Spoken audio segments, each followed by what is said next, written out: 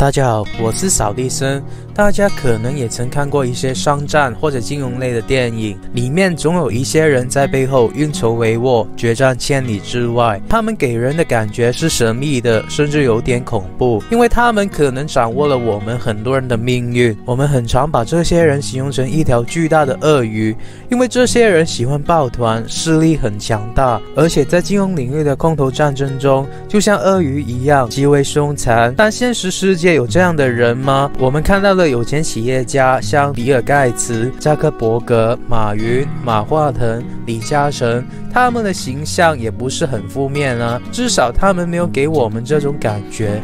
但我告诉你，这个世界上的确存在这样的巨鳄，这些著名的企业家在巨鳄面前也不值一提，他们的势力是我们难以想象的。当中最著名的，也是现在网上很多人都做过介绍的，就是罗斯柴尔德家族。既然已经很多人说过这个话题了，为什么我还要说呢？因为我这期的内容是独家的，而且跟每一个人都有关。是的，提到这个罗斯柴尔德家族，我们的确可以在网上搜到很多片面的资料，但很多人都不知道，有一套书把这个家族描述得非常仔细到很多人都认为这套书充满了阴谋论，认为书的内容是假的。这套书一共5册，这套书就放在我的办公桌上，我看了超过5次。是的，这套书就是之前我跟大家分享过的货币战争。大家先要有一个概念，如果你把钱放在银行，那些资本家精英就会想出1万个办法，把你的钱变成他们的钱。这次我想详细的跟大家去分析一下这些银行家、资本家精英，也就是所谓的巨鳄，是如何空手套白狼的。不但把我们的钱变成了他们的钱，还用我们的钱为他们创造无限的钱，从而控制世界。所以当你看完这部影片之后，你就会马上知道这个世界的游戏规则到底是什么。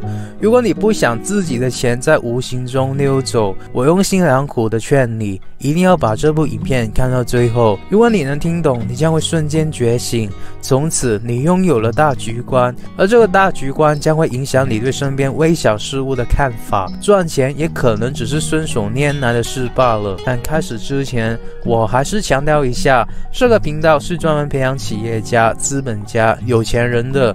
如果你想免费的获得这方面的资讯，你可以考虑订阅我的频道，然后打开小铃铛。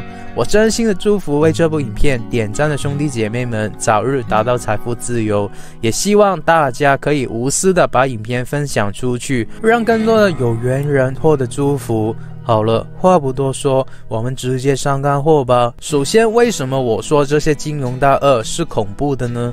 有一点非常肯定的就是，我们全世界大部分的人都是为这些金融大鳄在打工。如果大家有看过《富爸爸穷爸爸》的作者 Robert Kiyosaki 的另一本书 Fake，就会知道一个概念，自从美国取消了金本位的政策，简单来说就是取消了与黄金挂钩以后，所有的美金都是虚假的。从文字上去理解，美金之所以称为美金，就是因为它是和黄金挂钩的。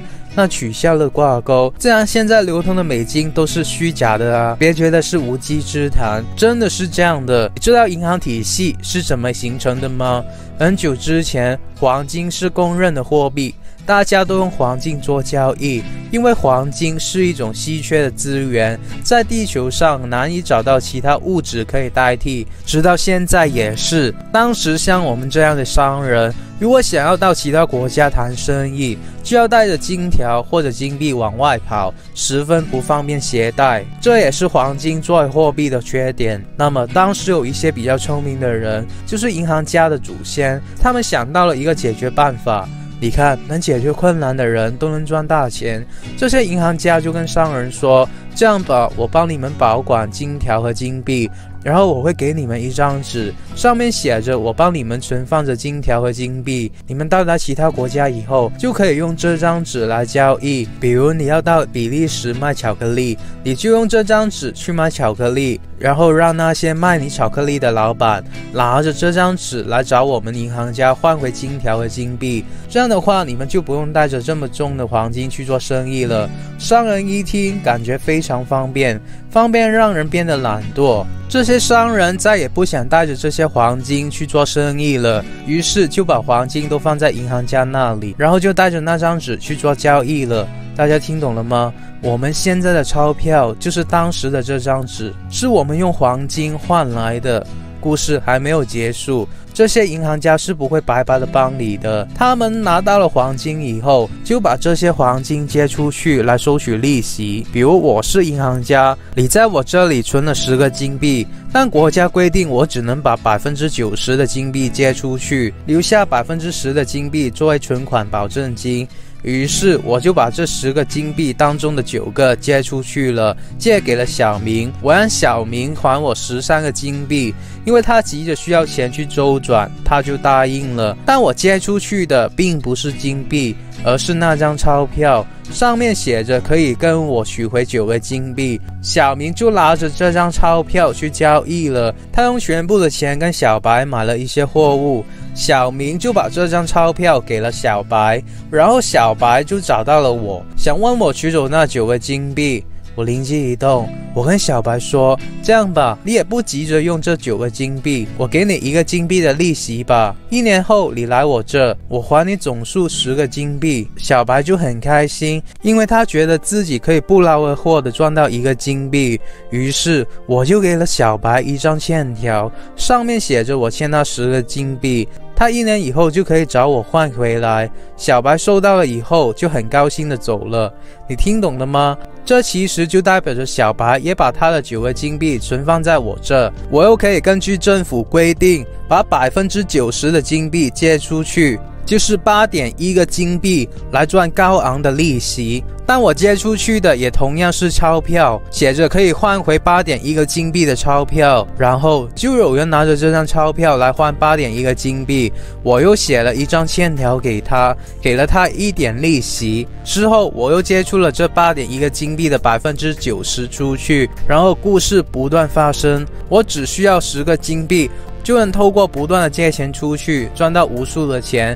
读过经济的话也应该会算能赚多少，这里就不详谈了。我只想让大家知道一个概念，我借钱给别人收回来的昂贵利息，减去别人在我这存钱我要给出去的1点利息，当中的差价就是我的利润了。大家明白了银行家的赚钱模式了吗？他们要的就是货币的使用权。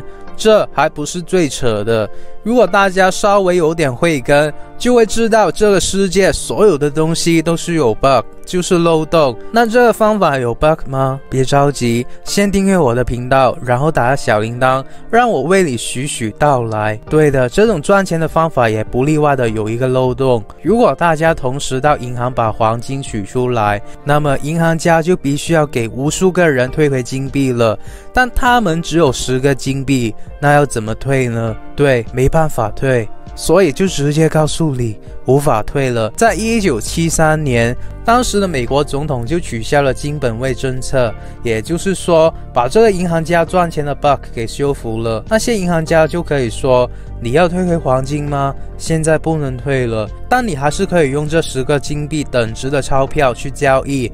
就这样，我们就接受了，我们就拿着这些钞票去交易了，他们就拿着这些钞票去创造了更多的钞票。这也是为什么以前巴菲特很喜欢银行股的原因。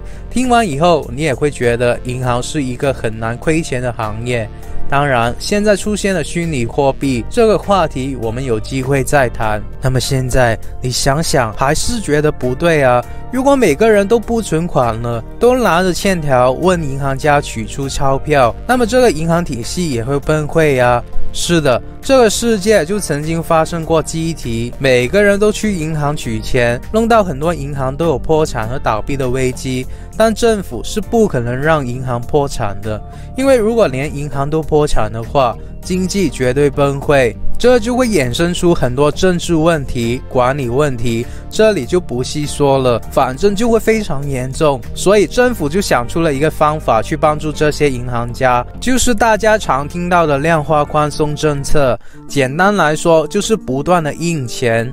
印钱为什么就能解决呢？要印多少钱呢？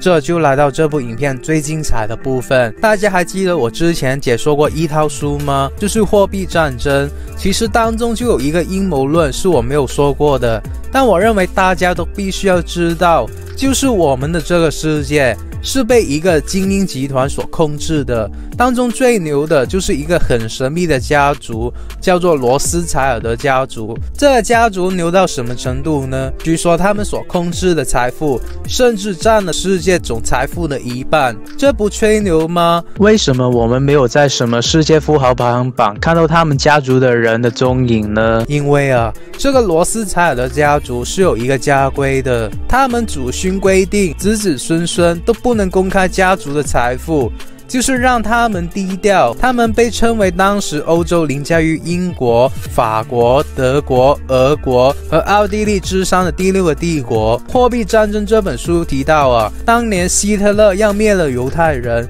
也是跟他们家族有关的，因为他们是一个犹太家族，而且他们拥有翻云覆雨的力量。基本上当时欧洲的人民都是为他们家打工的。真的有这么厉害吗？如果货币战争这本书说的是真的，那他们的势力更是我们无法想象的。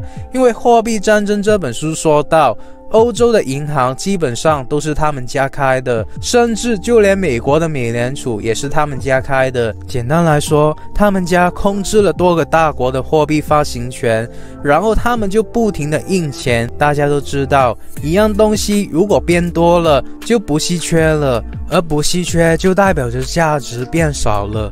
钱也一样，之前的影片也解释过，这叫通胀。通胀让我们每个人的购买力都变少了，以前5块的苹果现在要10块了，这样的话每个人都不够钱用，不够钱用的时候就只会不断的问这些银行家借钱去消费，这些银行家也会减低一点利息来鼓励人们跟他们借钱，这样的话人们就不会有想要提款的想法了，这些银行家、资本家、精英就可以永远利用银行体系为他们不停的赚钱。罗斯柴尔德家族是这些银行家、资本家当中势力最大的。我们大家都认识摩根家族、卡内基家族，甚至洛克菲勒家族，据说也是罗斯柴尔德家族推上来的。而他们家有一个古训是这样说的：如果给我一个国家的货币发行权和管理权，那么法律是由谁制定就不重要了。这番话就有一种当年曹操写天子以令诸侯的感觉，太霸气了。所以很多人都在怀疑美国政府私下一直跟这个家族做抗争，实际上我们无从考究，只需要在任何危机之前看到有什么东西我们需要警觉就行了。之前货币战争的影片告诉了大家如何购买5大资产来防止自己的资产贬值，这里就不重复了。我们现在要关心的是罗斯柴尔德家族，他们家是如何致富的呢？靠的是战争。罗斯柴尔德家族之母说过一句名言：如果我的儿子不希望这个世界有战争，这个世界上就不会有战争。我简单的跟大家说一下吧，大家都知道战争是需要很多钱的，罗斯柴尔德家族就做银行家的老生意，把钱都借给了战争的双方，赢的话你要还我利息，输的话也没有关系，钱是还不了对吧？行，没关系，你让我在你的国家做最赚钱的生意，这么赚的买卖各国都争着做，只要爆发战争，罗氏家族就会提供各国政府军事贷款。而最著名的就是1815年的滑铁卢战役，这场战役虽然是拿破仑霸权的终点，却是罗斯柴尔德家族权倾天下的开端。罗斯柴尔德家族就以清偿债务为理由，获了战败国矿业与钢铁业的特许权，并透过开办银行和证券公司进一步垄断该国的金融体系。这就是投资。罗斯柴尔德家族布了一个局，虽然把钱都花出去借出去了，但随着时间的推移，战争后的经济恢复，战败国的经济肯定会恢复起来的，而这个时候他们投资的生意就已经把该国的市场垄断了。简单来说，他们已经掌握了这些国家的命脉，他们想要涨价就涨价，钱自然想要多少就多少。那为什么他们能做到如此强大呢？有人说是与他们的基因有关，因为他们是犹太人，天生就比较聪明。我自己呢，就不会被这样的说法说服的。与其说犹太人比较聪明，我更愿意相信他们有一些特质是我们常人没有的。之前有一期影片详细的说过，但这里我想补充几点尤其重要的，大家耐心的听。我希望大家要去参考人家好的东西。第一，他们会把握每个赚钱的机会。之前中国内地不就有很多网民说一个女演员她在做直播带货的时候不专业吗？那个片段是这样的，那位女演员在直播的时候突然翻脸，就看不起带货这种赚钱的模式。其实啊，她只是把一种大多数人内心潜在而又没发觉的观念说了出来罢了。尤其是华人深受传统文化的影响，做农民的看不起做公务员的，做公务员的看不起商人，做商人的看不起地主，但他们的收入却是反过来的，地主是最赚钱的，但却被人看不起，赚钱最容易的行当越被人看不起。这种藏在我们内心的潜意识，可能从我们小时候就已经有了，只是我们很多人都不知道罢了。而历史上的犹太人是受到歧视的，所以他们已经习惯了歧视，他们开悟了，不以物喜，不以己悲。他们不在意别人对他们的看法，不在意那些世俗的礼节规范，所以他们能赚钱。第二，也是最重要的，我反复的提过几次，就是要学习对我们赚钱有帮助的知识。犹太人十分喜欢看书，那什么样的知识对我们赚钱有帮助呢？肯定不是当今学校所教的知识。如果大家有 follow 我的频道的话，就知道我一直提出一个观点，学校是培养员工的地方，我们学到的知识都是为了让我们更好的去为那些资本家和企业家打工的。我自己也是从大学打工开始做起的，白手起家的去创业，做到了现在有自己的企业，也赚到了比平常人多的钱。这个过程中，我是完全体会到平常人的无助的，因为明知道自己的生活痛苦，想要改变，但又不知道如何改变，成为了金钱的奴隶，然后年复一年，不停地活在一个死循环里面。相信我，我真的懂。我大学之前创业期间都是对未来充满恐惧的，因为我也不是出生在富裕的家庭。但我是如何改变的呢？大家可以去看我之前很多的影片，我是做什么生意的，我是如何赚钱的等等。但这里我只想强调一点，只有知识才能改变命运。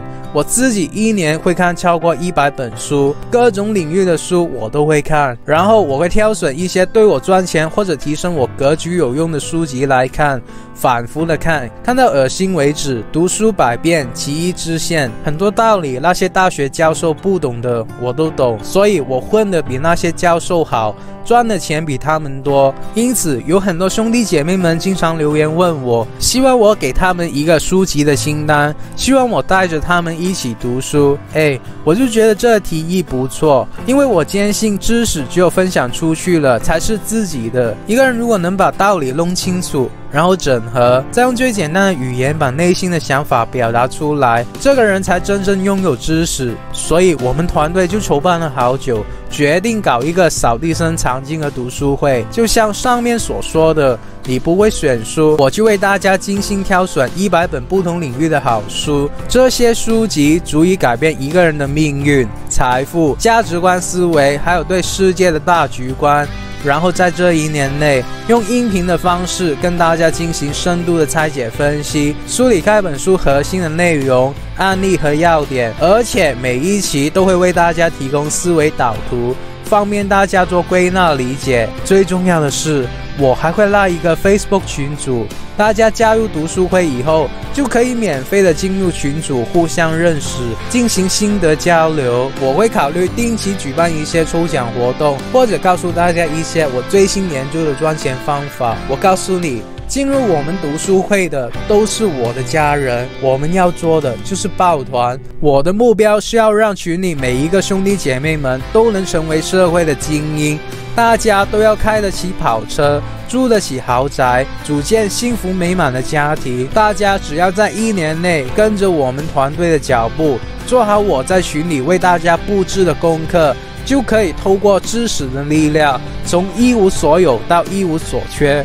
我还会邀请一些声音很好听而且非常专业的主播朋友进行录制，1周2天，每天15到20分钟的时间，让大家利用好碎片化的时间去提升自己。知识是需要长期泡出来的，读书从来都是投资自己最好的方式。拓宽的不仅是你的视野，更多的是你的思维方式以及认知边界。如果你想要开始改变自己的人生，摆脱贫穷，但又不知道如何开始，那么欢迎你加入我的扫地僧藏经的读书会，开始改变的第一步。大家现在可以点击影片右上角的连接，或者影片描述栏上的连接，加入我的读书会吧。那第3，犹太人是非常团结的，尤其是罗斯柴尔德家族。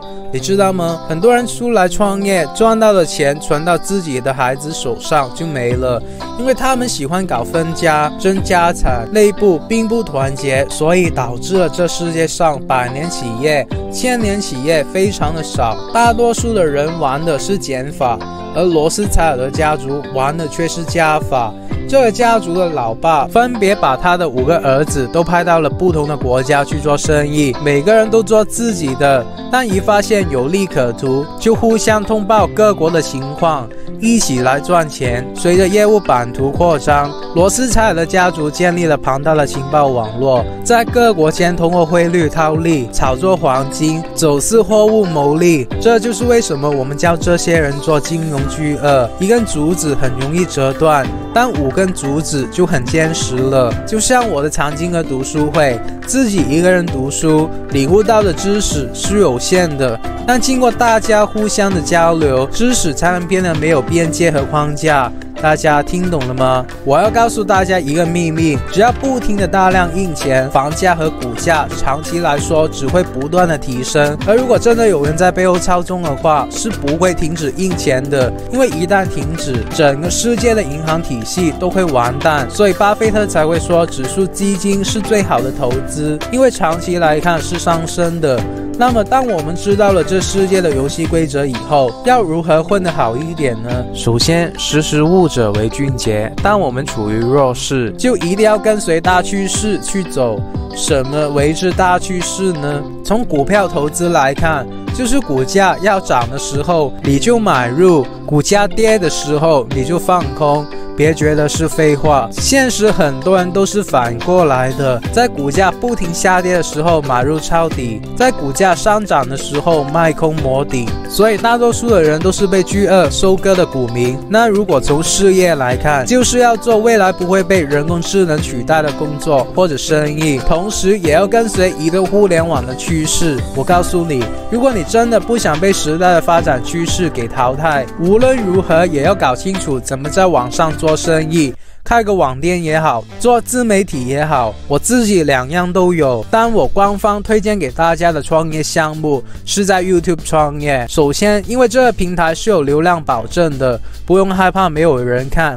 另外，可以从零开始，白手起家，不需要太多的金钱成本就可以去创业了。失败的损失每个人都可以承担，我们不用担心亏钱或者减低成本的这些问题，因为我们每赚的1块钱基本上都是纯利。我们很多时候只需要一部手机或电脑就可以开始我们的事业了。但我想说的是，如果你有足够的努力，你根本不需要担心失败的问题。拿我自己做例子，我实测了快半年，我坚持1周1更，相对是比较少的。而有一部影片被 YouTube 推荐了以后，我就试过3天增加了1万多个订阅。虽然我不依赖 YouTube 赚钱，但广告收入方面，可能对很多兄弟姐妹们来说就很可观了。以我来看，单是广告收入，平均日赚$300左右。有时候还会突然暴增。如果大家会去接副业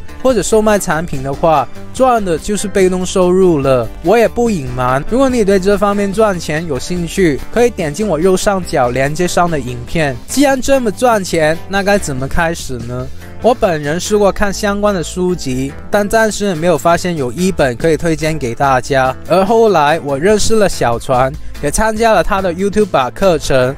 我的初心是希望节省时间，赶快把流量搞起来。而这个课程也毫不夸张的讲，帮我解决了大部分实际操作的问题。小船在他的学员 Facebook 群组也给了我很多的建议，很感恩我能遇见他，他帮助了我特别多，让我从对 YouTube 一无所知到现在一无所获。所以我必须要报恩，给大家推荐他的课程，真的特别好。我建议大家点进去我影片描述栏上的链接，拉到最下面有一个小船的免费网络研讨会，大家先听一下就可以熟悉小船的教育风格。如果大家现在报名参加的话，还可以用到链接里面我为大家争取的最优惠价格。记得每个人一开始都是新手，但如果你足够聪明，就会懂得参考前人的经验，帮自己节省时间的重要性。你要知道，30岁前获得1个亿，跟50岁前获得1个亿是完全2个概念。希望大家有所领悟。如果大家希望自己的家人、孩子、伴侣、朋友等等，可以通过知识去改变命运。如果你足够爱他们，也希望跟他们一起进步，就欢迎大家加入我的扫地僧藏经阁读书会，让我们一起抱团，交换心得和情报，像罗斯柴尔德家族一样，成为这个社会最顶尖的精英。我的藏经阁读书会将会是一份很好的礼物，让你送给想要摆脱平凡的自己和你爱的他们。希望我们能在读书会的群里相见，也希望大家可以成功利用 YouTube 这个平台来改善财富的情况。记着，我爱大家如同爱自己。好了，有什么问题可以给我留言，只要你们能在我今天说的内容里面找到1-2句话是有用的，能够帮助自己的人生过得好一些，我就心满意足了。那么如果你不想错过任何关于成为富人、企业家、投资家、达到财富自由的免费信息，我还是呼吁你订阅我的频道，然后打开小铃铛，然后再无私的把影片分享出去。我真心的祝福为这部影片点赞的兄弟姐妹们早日达到财富自由。好了，我们下个礼拜再见吧，拜。